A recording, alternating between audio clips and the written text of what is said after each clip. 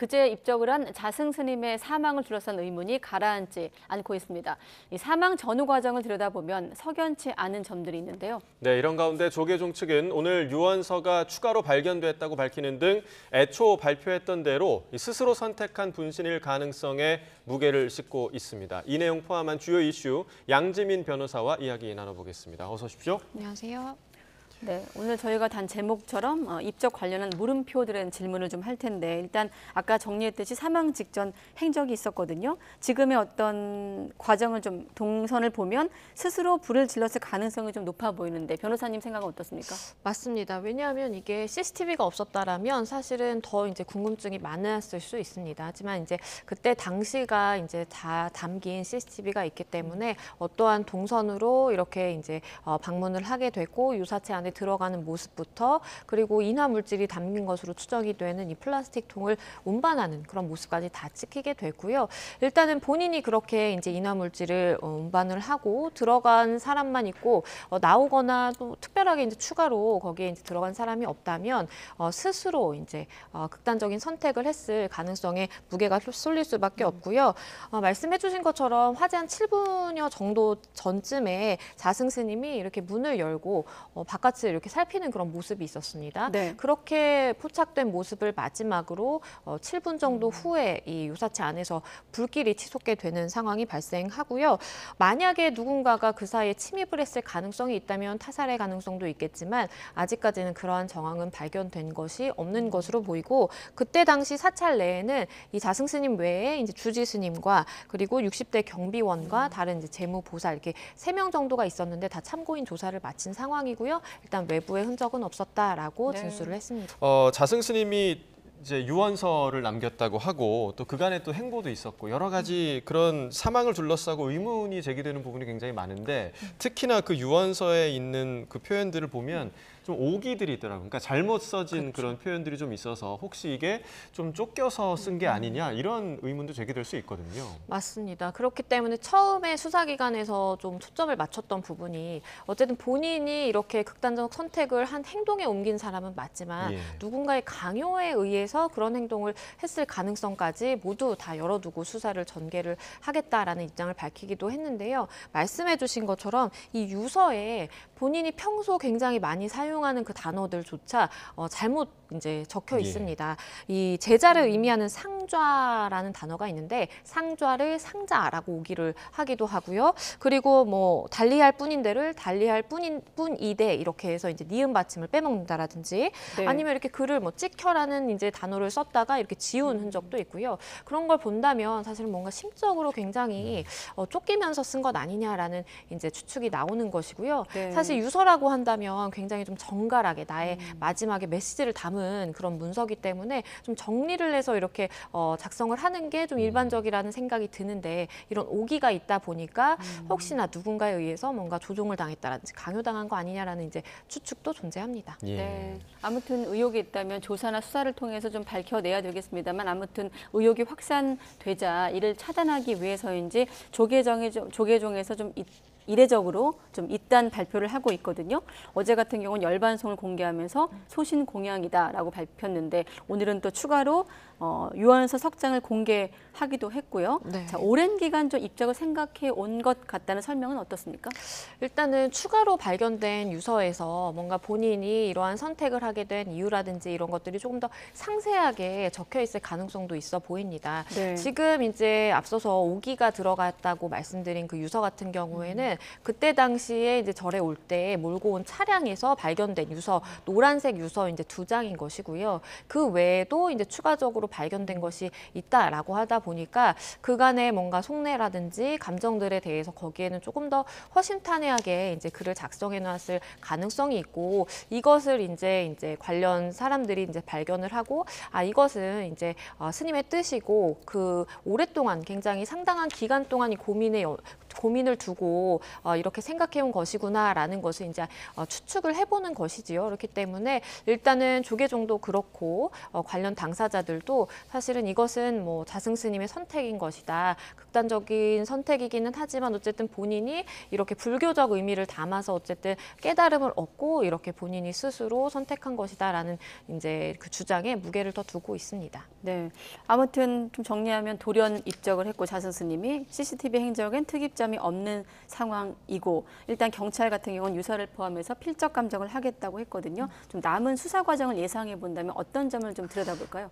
일단은 경찰에서는 처음에 밝혔을 때에는 참고인 조사, 일단 그때 당시에 절에 머물렀던 그 3인에 대해서 참고인 조사하겠다고 했고 실제로 실시가 됐습니다. 네. 그리고 두 번째로는 일단 노란색 그 유서가 발견이 됐는데 여기에 대해서 필적 감정이라든지 그리고 이제 DNA 검사 채취를 해서 실제로 이제 자승 스님이 이렇게 만지고 그리고 다른 사람이 혹시나 이것을 만졌다라든지 아니면 뭐 개입했을 가능성이라든지 이런 걸 보기 위해서 DNA 검사도 하겠다라고 밝혔습니다.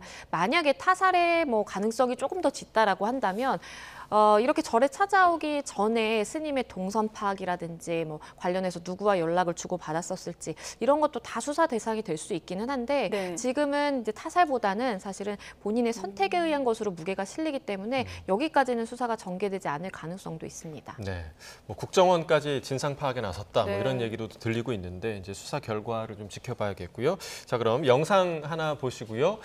가수 유승준 씨 입국 관련 이슈로 이어가 보도록 하겠습니다.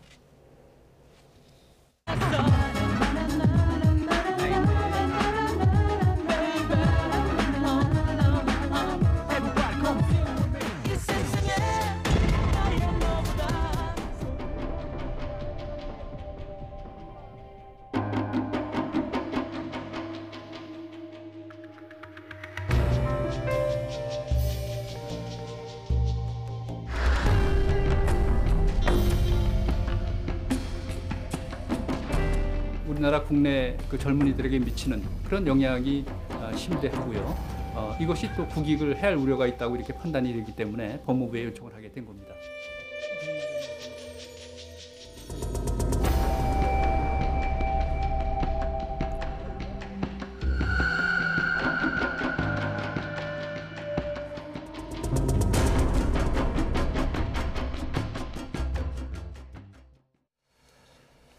네, 영상을 통해 보셨는데요. 유승준 씨가 어제 국내에 이제 들어가기 위한 비자 소송과 관련해서 대법원으로부터 최종 승소 판결을 받았습니다. 이게 어떤 내용인지 좀 설명을 해주시죠.